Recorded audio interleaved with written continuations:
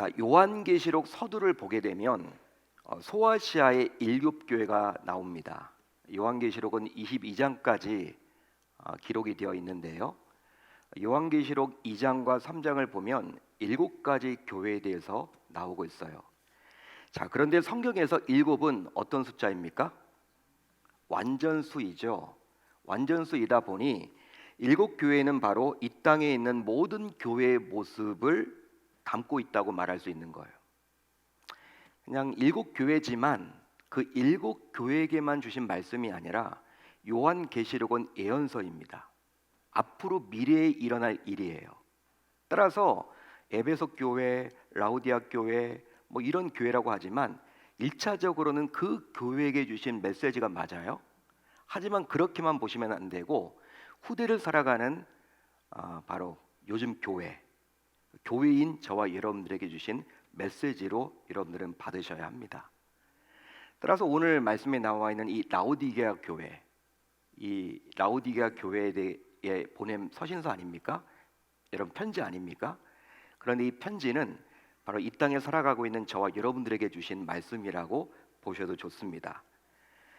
따라서 소아시아의 7교회에게 주신 우리 주님의 메시지는 이 시대를 살아가는 성도인 저와 여러분들에게 주신 메시지라고 우리가 확신하는 게 중요해요. 자, 7교회에게 각각 다른 메시지를 주셨습니다. 이제 여러분 에베소 교회부터 시작해서 마지막 교회는 라오디아 교회인데 여러분이 7교회에게 각각에 맞는 메시지를 다 주셨는데 여러분 우리 주님께서는 이 마무리를 지으면서 각 교회를 마무리 지으면서 다음과 같이 동일한 말씀을 해주고 있다라는 거예요. 어떤 말씀을 해주고 있습니까? 자, 제가 읽어드립니다. 귀 있는 자는 성령이 교회들에게 하시는 말씀을 들을지어다. 귀 있는 자는 성령이 교회들에게 하시는 말씀을 들을지어다. 총 몇 번 나와 있습니까? 총 몇 번 나와요? 7교회니까 몇 번 나와요? 7번 나오죠. 그러니까 에베소 교회를 마무리 지으면서도 이 구절이 나와 있고 라우디아 교회도 마찬가지고 반복해서 나와요. 귀 있는 자는 성령이 성도들에게 하시는 말씀을 들을지어다 이 말이에요. 교회는 바로 저와 여러분들을 말하는 거니까 더 이상 건물이 아니니까. 여러분 계명교회에게 말한다라는 것은 계명교회에 등록한 여러분들에게 주신 메시지예요. 그렇죠? 우리 주님께서 이렇게 말씀해 주사 아무리 우리 주님께서 말씀하셔도 끝까지 듣지 않은 성도가 있음을 알 수 있는 거예요. 따라서 오늘 살펴볼 라오디게아 교회에게 주신 우리 주님의 메시지 역시 정작 들어야 할 성도는 듣지 않고 오히려 그냥 흘려보낼 수도 있다는 것입니다. 하지만 이제 이 말씀을 듣는 성도인 우리는 귀 있는 자가 모두 되셔서 나에게 주신 우리 주님의 메시지라는 사실을 기억하고 두렵고 떨린 마음의 자세로 오늘 말씀을 받아야 할 줄로 믿습니다. 여러분 교회의 머리가 되시고 주인 되시는 우리 주님께서는 라오디게아 교회를 구석구석 다니시면서 이제 정밀 진단을 하시는 거예요. 성도들을 이렇게 살펴보면서 정밀 진단을 하십니다. 자, 그런데 이 교회는 우리 주님으로부터 장단점을 이제 우리 주님이 진단을 하셨는데 우리 주님으로부터 칭찬 한마디를 듣지 못하고 오히려 다음과 같이 아주 무서운 책망을 듣게 되었어요. 어떤 책망을 듣게 되었습니까? 내 입에서 너를 토하여 버리리라. 우리 주님께서 교회 성도들을 토해 버리겠대요. 여러분 어떨 때 토합니까? 여러분 속이 불편하거나 구역질이 날 때, 여러분 토하는 거죠.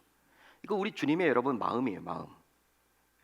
교회라는 문인을 가지고 있는데 예수 믿는다고 하면서도 마음에 안 든다라는 거예요.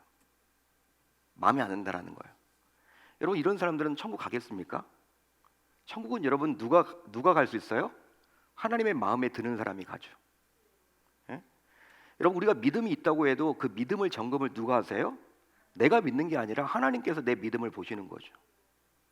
그러니까 하나님의 마음에 들 때 우리는 천국 가지 않습니까? 근데 여러분 토해버린다는 거야. 토해버린다. 구역질이 난다. 여러분 이 라오디게아 교회는요 우리 주님으로부터 칭찬 한마디를 듣지 못해요. 여러분 어떻게 이럴 수가 있을까요? 실제 이 교회에는 오랫동안 신앙생활을 해온 성도들이 분명히 있었을 거예요. 이 교회는 소아시아를 대표하는 7교회 안에 들어갔기 때문에 아마도 조직교회로서 많은 직분자들이 있었을 것입니다. 많은 목회자들이 있었고 장로님들도 계시고 안수집사님, 권사님들, 재직교회, 남녀 전도회, 또 각 기관 및 다음 세대 부서들 역시 질비했을 거예요.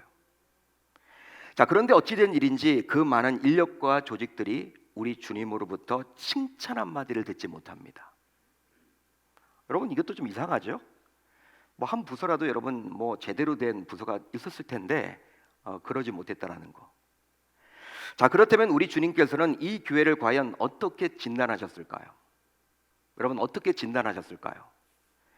우리 주님께서 진단했던 라오디게아 교회는 한마디로 미지근한 신앙 온도를 가지고 있었습니다. 미지근한 신앙 온도. 이제 오늘 말씀 16절을 보면 우리 주님께서 진단한 내용이 구체적으로 나와요. 자, 16절을 한번 우리가 읽어봅니다. 16절 시작. 내가 이같이 미지근하여 뜨겁지도 아니하고 차지도 아니하니 내 입에서 너를 토하여 버리리라. 아멘. 당시 라오디게아는 히에라폴리스의 뜨거운 온천물과 골로새의 차가운 물이 합해지는 지점에 위치해 있었어요. 그러니까 온천물과 차가운 물이 합쳐지는 지점. 자, 뜨거운 온천물과 차가운 물이 합쳐지면 어떤 물이 돼요? 미지근한 물이 되죠. 우리 주님께서는 라오디게아 교회를 향해서 그 지역의 물처럼 미지근하다고 말씀하셨던 거예요. 따라서 그들이 칭찬받지 못한 것은 바로 그들의 신앙 온도가 미지근했기 때문입니다. 다른 게 아닙니다, 여러분. 미지근한 신앙 온도. 자, 그렇다면 왜 미지근한 것이 칭찬받지 못한 이유가 될까요? 여러분 잘 들어보십시오. 요즘은 나름의 방식대로 다들 건강관리를 한다고 그래요. 다들 여러분 건강관리 하시죠? 나만의 건강의 비법이 다 있으시죠? 없으세요? 다들 있을 것 같아요. 이 금요성령집회 나오신 분은 그래도 체력이 있는 분들이 나오는 거니까, 이 밤에도 여러분 나오실 정도면 그래도 여러분 용기도 있으시고 여러분 체력도 있으시니까 나올 수 있지 않습니까? 나름대로 나만의 건강 비법이 다 있을 거예요. 자, 예를 들어서 규칙적으로 운동을 하거나 식습관을 조절하거나 그것도 아니면 자신만의 특별한 방식으로 건강을 돌보겠죠. 자, 어쩌면 건강을 위해서 아침에 일어나자마자 생수 한 잔을 마시는 분들도 꽤 많을 듯 싶어요. 생수 한 잔. 자, 그런데 마실 때 미지근한 물을 마셔야 건강에 도움이 된다고 합니다. 즉 덥다고 해서 일어나자마자 차가운 물을 벌컥벌컥 마시게 되면 오히려 건강에 마이너스가 된대요. 찬물이 좋지 않대요. 또 춥다고 해서 일어나자마자 뜨거운 물을 그냥 막 마시게 되면요, 이 역시 몸에는 부담이 된답니다. 따라서 우리 몸에는 미지근한 물이 역시 보약이에요. 미지근한 물, 뭐든지. 자, 그러기에 뜨거워서 손을 댈 수 없는 것보다, 또 차가워서 견딜 수 없는 것보다 미지근한 것이 최고라 할 수 있는데, 어떻게 미지근한 것이 책망의 이유가 될 수 있단 말입니까? 여러분 어떻게 설명해야 되죠? 실제로 당시 라오디게아 교인들이 미지근했다는 것은 적당한 신앙 온도를 유지했다는 의미이기도 해요. 적당한 신앙 온도. 자, 그러기에 무엇이든지 적당한 것이 좋다 보니 오히려 이런 미지근한 교회가 좋은 교회라고 더 인정받아야 하는 것 아닐까요? 여러분들은 어떻게 생각하십니까? 자, 그런데 무슨 이유로 미지근했던 라오디게아 교회는 칭찬은 고사하고 일이 무서운 책망까지 받아야만 했을까요? 한마디로 왜 꼭 뜨겁든지 꼭 차갑든지 이런 극단적인 온도를 유지해야 칭찬의 대상이 될 수 있는 것입니까? 그러면 이 말씀을 듣고 있는 여러분들의 신앙 온도는 과연 적당한가요? 여러분들에게 묻고 싶어요. 여러분들의 신앙 온도는 적당합니까? 그게 아니면 뜨겁거나 차갑거나 즉 다소 극단적인 신앙 온도는 아닌가요? 여러분, 코로나 팬데믹을 거치면서 우리에게 가장 익숙하게 된 것이 있다면 그것은 바로 체온을 재는 일이었어요. 체온을 재는 일이었죠. 벌써 다 코로나를 잊으셨나 봐요. 여러분, 예배를 드리러 교회 나올 때 가장 먼저 했던 게 뭐예요? 1층 로비에서 체온을 재셨죠. 전혀 기억이 안 나세요? 식당에 들어갔을 때 여러분 마찬가지였죠. 무조건 여러분 앉기 전에 온도를 재야 돼요. 직장에서도 마찬가지였습니다. 열부터 재고 출근했죠. 열이 있으면 여러분 예배도 못 드렸어요. 식당에도 못 들어갑니다. 열이 있으면요 직장 가고 싶어도 못 갔어요.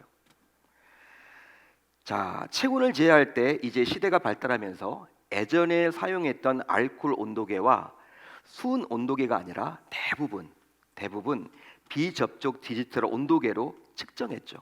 교회에도 있었습니다. 자, 그렇다면 우리 성도들의 보이지 않는 신앙 온도는 과연 무엇으로 측정할 수 있을까요? 여러분, 성도인 우리의 신앙 상태를 측정하는 분이 계십니다. 성도인 저와 여러분들의 신앙 온도를 측정하시는 분들이 있는데 그분은 과연 누구이냐? 바로 영과 육의 의사 되시는 예수 그리스도이십니다. 영과 육의 참된 의사 되시는 우리 주님이신 예수님이세요. 따라서 그분의 진단과 판단은 오류가 있을 수가 없죠. 사람은 속여도 그분은 못 속여요. 사람은 속일 수 있어요. 여러분, 우리가 교회에서 그분 신앙 좋다, 신앙이 뜨겁다, 여러분 그렇게 우리는 말을 할 수 있죠.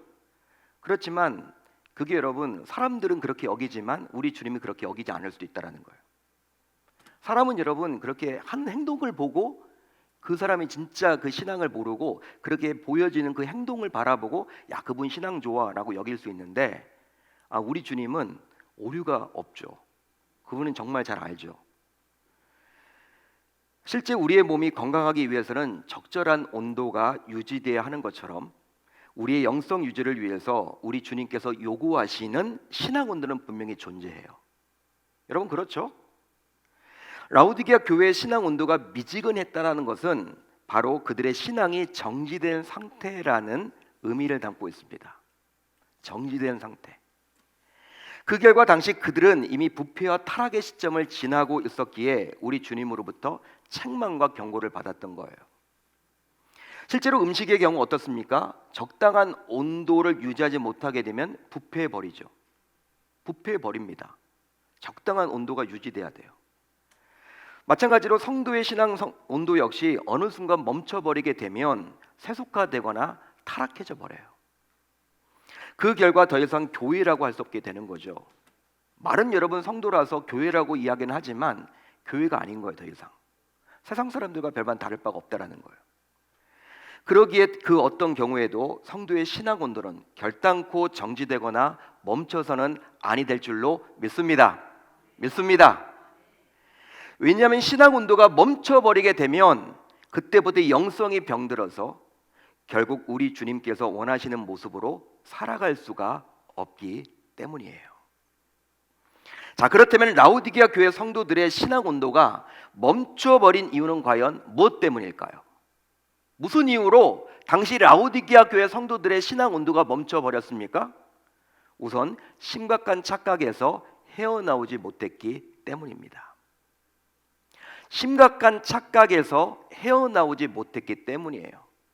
자, 오늘 말씀 17절을 볼까요? 우리 한번 같이 읽어봅니다. 17절 시작. 내가 말하기를 나는 부자라 부요하여 부족한 것이 없다 하나 내 곤고한 것과 가련한 것과 가난한 것과 눈먼 것과 벌거벗은 것을 알지 못하는도다. 아멘. 여러분 착각은 자유다라는 말이 있죠. 들어보셨죠? 착각은 자유다. 착각은 자유다라는 말이 있기도 하지만 당시 라오디게아 교회 성도들은 아주 심각한 착각에 빠져 있었어요. 실제 나는 부자라 부유하여 부족한 것이 없다 하나라는 말씀의 근거에서 살펴보게 되면 당시 라오디게아 교회는 몹시 부유했던 것만 같아요. 부자였습니다. 교회가. 역사 문헌을 보게 되면 라오디게아 교회도 빌라델피아처럼 아주 심각한 지진으로 인해서 도시 전체가 마비되고 무너진 적이 있었대요. 큰 여러분 지진이 나서. 하지만 라오디게아는 지정학적 영향으로 당시 중개 무역업과 금융업과 섬유업과 심지어 의료 및 약학의 발달로 인해서 재력을 갖춘 도시였습니다. 여러분, 뭐 부자들이 많이 살았던 도시였고, 뭐 의학도 발달하고, 약학도 발달하고, 섬유업도 발달하고, 금융업도 발달하고, 뭐 공장도 많고, 일자리도 많고, 한마디로 대기업이 많은 부유한 곳이었어요. 자, 그러다 보니 다른 도시와는 달리 로마 황제의 지원이 없이 오직 자력으로 도시를 재건했대요. 역사문헌입니다. 다른 도시들은요, 여러분 지진이 났을 때 당시 로마가 여러분 다 도왔거든요. 로마의 지배를 받았으니까 로마로부터 여러분 재정을 다 이렇게 빌려와서 도시를 재건했는데, 라오디기아 이 지역은 지진이 났는데도 불구하고 자력으로 도시를 재건했대요.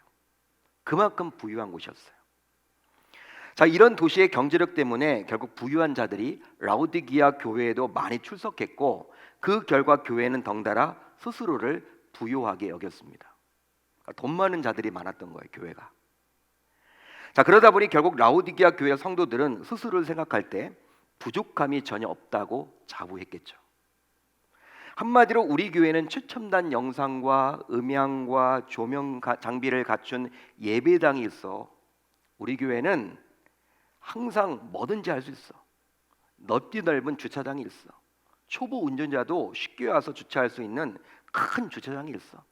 우리 교회는 담소를 나눌 수 있는 공간이 있는데 스타벅스와 같아. 얼마나 좋은지 몰라. 편리해. 우리 교회는 다음 세대 투자를 참 많이 해.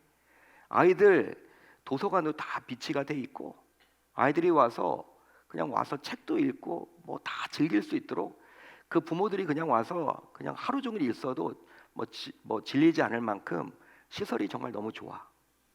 당시 여러분 이 라오디게아 교회가 바로 그런 교회였어요. 다 갖춘 교회. 예? 우리는 선교면 선교, 전도면 전도 못할 것이 없어. 선교 가서도 교회 한 채 세워주고 와. 그냥 농어촌 가서도 그냥 교회를 그냥 하나 세워주고 와. 우리 교회는 돈이 많아. 한번 거두면 몇 억씩 거쳐. 여러분 그 당시 교회가 이 라오디게아 교회였어요. 여러분 시편 23편에서 보면 다윗은 여호와는 나의 목자시니 내게 부족함이 없다라고 고백을 했는데, 당시 라오디게아 교회 성도들은 여호와께서 그들의 목자이기에 부족함이 없는 것이 아니라 그들이 가진 재정이 풍부하기에 부족함이 없다라고 생각했던 거예요. 결국 돈이었습니다. 이처럼 당시 라오디게아 교회 성도들은 자신들이 많은 돈을 가지다 보니 부족함이 없다고 생각을 했지만 이것은 분명한 착각이었다라는 거예요. 착각은 자유지만 착각이었어요. 왜냐하면 우리 주님께서는 5가지가 부족하다고 다음과 같이 말을 해주고 있기 때문이에요. 어떻게 이야기를 해주고 있습니까? 자, 3장 17절 하반절을 보면 이렇게 나와 있죠. 같이 읽어봅니다. 시작. 내 곤고한 것과 가련한 것과 가난한 것과 눈먼 것과 벌거벗은 것을 알지 못하는도다. 우리 주님께서는 라오디게아 교회 성도들이 첫째 곤고하고, 둘째 가련하고, 셋째 가난하고, 넷째 눈멀었고, 다섯째 벌거벗었다라고 말을 해주고 있어요. 이것은 바로 본인들의 신앙 온도를 전혀 느끼지 못할 정도로 심각한 착각에 빠져 있다라는 증거였습니다. 자, 한마디로 그들은 눈에 보이는 것이 전부라고 착각했던 거죠. 눈에 보이는 게. 여러분 건물이 그럴듯하게 있고, 주차장이 있고, 뭐 다음 세대 도서관이 있고, 영어 유치원이 교회 내에 있고, 카페가 있고, 사람들이 여러분 옷차림이 화려하고, 여러분 뭐 유명 인사들이 와서 매주 공연을 하고, 눈에 보이는 게 전부였어요. 그러다 보니 성도이면서도 본질인 영성, 즉 신앙에는 별로 관심이 없었습니다. 눈에 보이는 게 전부였어요.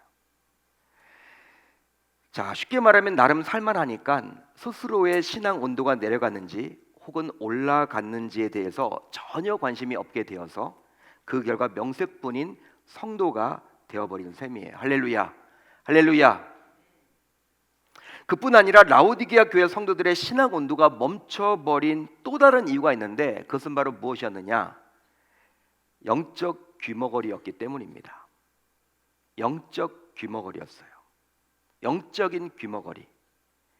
자, 오늘 말씀 20절을 볼까요? 같이 한번 읽어봅니다. 시작. 볼지어다 내가 문 밖에 서서 두드리노니 누구든지 내 음성을 듣고 문을 열면 내가 그에게로 들어가 그와 더불어 먹고 그는 나와 더불어 먹으리라. 아멘.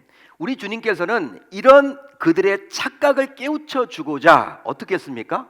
순간순간 그들을 찾아와서 그들의 문을 두드리고 계셨어요. 계속 두드렸습니다.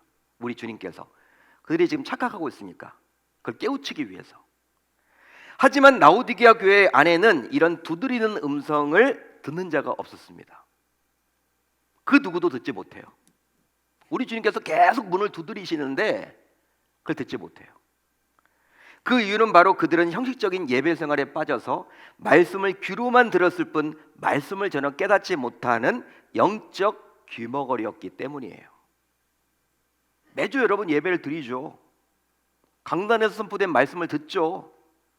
자기에게 들려지는 말씀이 아니라 뭐 김 집사가 들어야 되는데 오늘 왜 안 왔어? 뭐 이런 식이에요, 여러분. 자기가 들어야 되는데 듣긴 듣는데 자기에게 주시는 하나님의 음성으로 듣지 못한 거예요. 영적 귀머거리죠. 여러분 곰곰이 생각을 한번 해보십시오. 오죽하면 우리 주님께서 직접 찾아오기까지 해서 문을 두드리며 그들을 깨우치려고 했던 것일까요? 그만큼 당시 그들은 영적인 것에 전혀 관심이 없었음을 알 수 있습니다. 이처럼 로마서 10장에서 바울이 이야기했듯이 믿음은 들음에서 나고 들음은 그리스도의 말씀으로 말미암는다고 했는데 안타깝게도 영적 귀머거리였던 그들은 세상의 것들을 듣는 것에는 익숙했지만 그리스도의 말씀을 전혀 듣지 못하고 있었기에 그들의 신앙은 그대로 제자리 걸음을 할 수밖에 없었던 거예요. 제자리 걸음. 자, 그렇다면 어떻게 할 때 멈춰버린 신앙 온도는 다시 올라갈 수 있을까요? 여러분 정지된 신앙 온도를 어떻게 하면 우리가 올릴 수 있을까요? 우리 주님께서는 라오디게아 교회 성도들을 결코 포기하지 않으십니다. 포기하면 여러분 우리 주님이 아니시겠죠. 포기하시는 분이 아니에요, 여러분. 이런 말씀을 듣도록 하는 것도 우리를 여러분 기회를 주시려고 하는 거예요. 포기해 주시는 분은 아니십니다. 그러기에 친히 그들의 신앙 온도를 올릴 방법을 마련해 주셨어요. 말씀해 주셨습니다. 따라서 우리 주님께서 말씀하신 비법대로만 하면 반드시 그들의 멈춰진 신앙 온도가 다시금 올라가서 우리 주님께서 칭찬하시는 교회요 성도가 될 줄로 믿습니다. 자, 오늘 말씀 19절을 보세요. 19절이 중요합니다. 핵심입니다. 여러분들이 줄을 쫙 그어보시면 좋을 것 같아요. 19절 어떻게 나와 있습니까? 그러므로 내가 열심을 내라 회개하라. 그러므로 내가 열심을 내라 회개하라. 아멘. 따라서 우리 주님의 처방은 간단한데 무엇이냐면 돌이켜서 열심을 내야 합니다. 할렐루야. 할렐루야. 돌이켜서 열심을 내라는 거예요. 그렇습니다. 신앙 온도는 열심으로 올라가요. 즉 열심히 움직여야 신앙이 올라갑니다. 즉 열정이 회복되어야 신앙 온도는 올라가요. 그러기에 믿음으로 열심히 움직이면 온도가 올라가고 결과적으로 모두가 살아납니다. 그런즉 우리 주님의 사랑의 음성을 듣고 열심을 내는 것이 곧 사는 길임을 이제 우리 모두 기억할 수 있어야 할 줄로 믿습니다. 그러면 이제 열심을 내보기 위해서 과연 뭘 하면 좋을까요? 뭘 해야만 할까요? 오늘 말씀 18절에도 나오지만 우선 불로 연단된 금을 사야 합니다. 불로 연단된 금을 사야 합니다. 이 말은 돈만 귀하게 여기고 믿음을 하찮게 여겼던 그들이 이제는 믿음을 금처럼 귀하게 여겨야 한다는 뜻이에요. 따라서 믿음을 귀하게 여길 줄 알아야만 하는 것이죠. 그들은 교회는 다녔지만 돈이 최고였어요. 돈이 전부였습니다. 그렇지만 돈보다 더 중요한 것이 무엇이라는 거예요? 믿음이라는 거예요. 또 있습니다. 흰 옷을 사서 입어야 합니다. 이 말은 화려한 옷을 벗어버리고, 여러분 부유하니까 화려한 옷을 입었을 거 아니에요, 교회 올 때.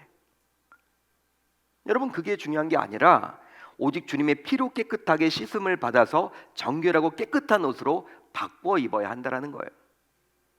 따라서 주님의 십자가로 다시 돌아가서 그 보혈로 인해서 결과적으로 새롭게 되어야만 하는 것이죠. 또 있습니다. 바로 안약을 사서 눈에 발라야만 했습니다.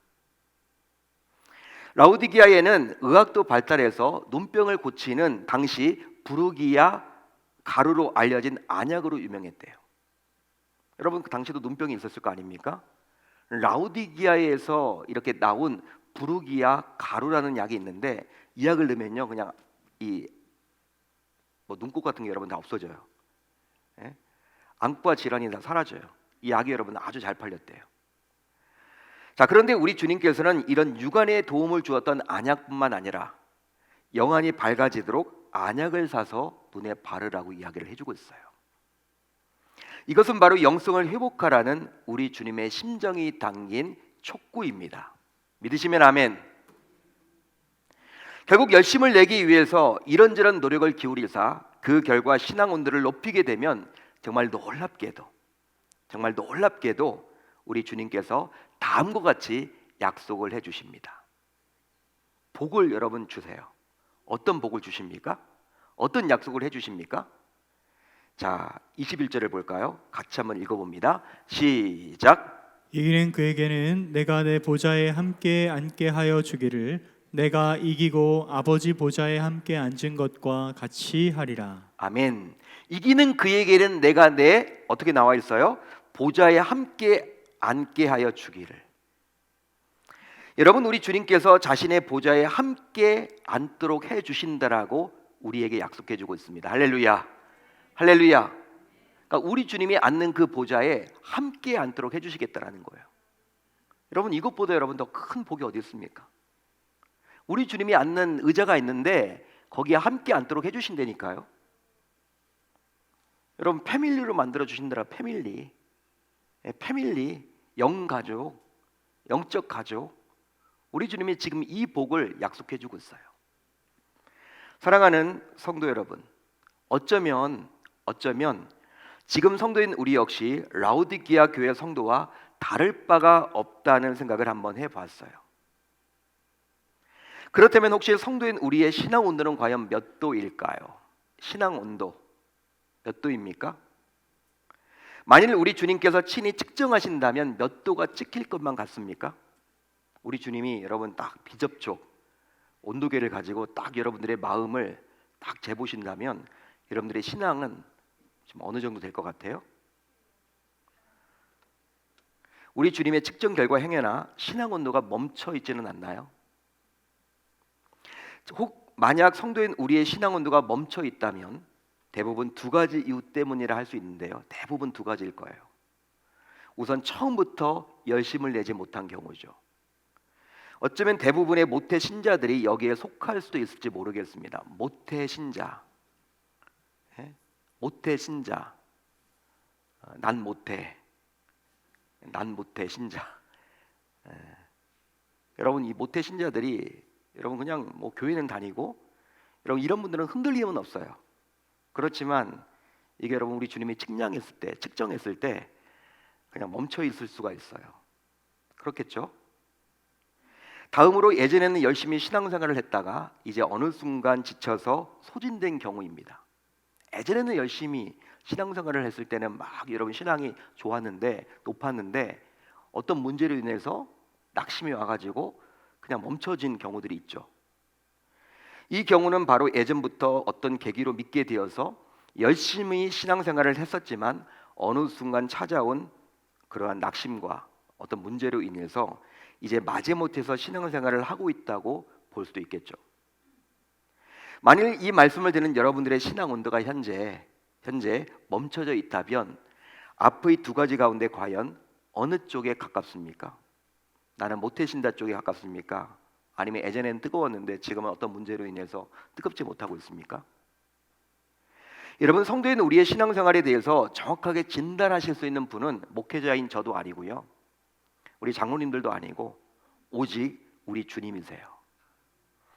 그러면 우리 주님께서 내 신앙을 점검하신다면 어떻게 과연 바라보실까요? 혹시 직분에 가려져서 나름 신앙생활을 잘하고 있다는 착각 속에 빠져 있지는 않을까요? 또 매주 예배에 참석하고 있기에 나름 신앙생활을 잘하고 있다는 착각 속에 빠져 있는 영적 귀머거리는 아닐까요? 자, 그렇다면 이제 우리 모두 돌이켜서 신앙에 열심을 내어 봅시다. 신앙에 열심을 내어 봅시다. 할렐루야, 할렐루야. 그러기에 이제부터 우리 모두 주님께 충성하면서 멋지게 살아보자고요. 그러기 위해서는 오로지 신앙생활의 기본기라 할 수 있는 믿음의 성장, 보혈의 능력으로 성결케 됨, 영안이 열리는 영성, 이런 영적인 것들에 보다 관심을 가지고 집중할 수 있어야 할 줄로 믿습니다.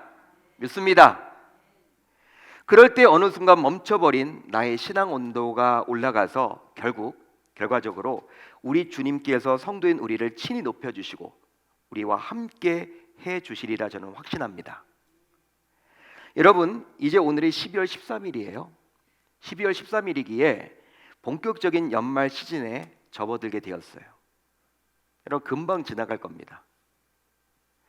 자, 그러다 보니 어느새 각종 송년 모임 등으로 분주하기만 하고 또 새해를 준비하느라 마음이 급하기만 하죠. 자, 그래서일까요? 신앙 온도가 올라갔던 분들조차도 어느 순간 신앙 온도가 제자리 걸음을 하거나 아예 멈춰 버릴 수도 있습니다.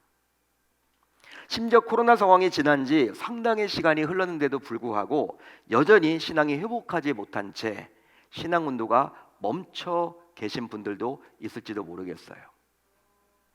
자, 그렇다면 이제 성도인 우리는 어떻게 신앙 온도를 다시금 올릴 수 있을까요? 여러분, 우리는 어떻게 신앙 온도를 올릴 수 있을까요?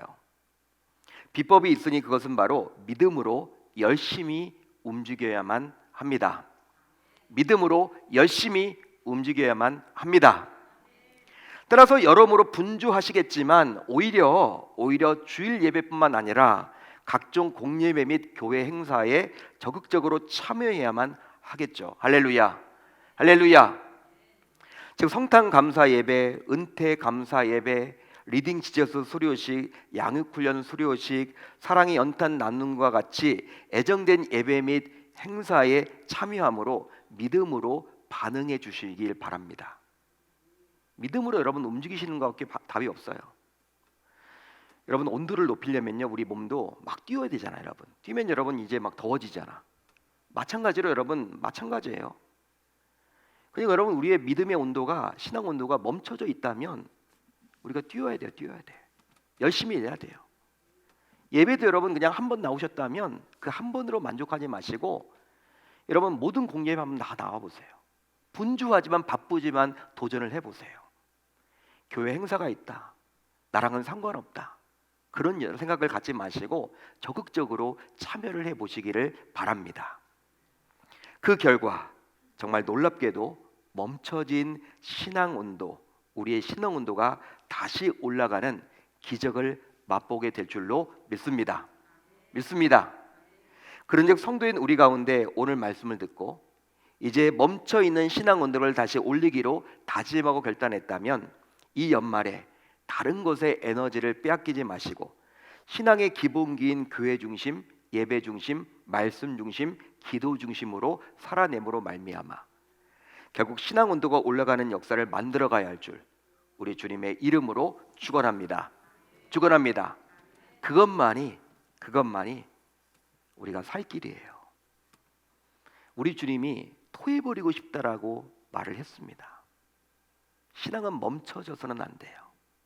멈춰진 신앙 온도는 부패하기 쉽고 타락하기 쉽고 세속화되기가 쉽습니다.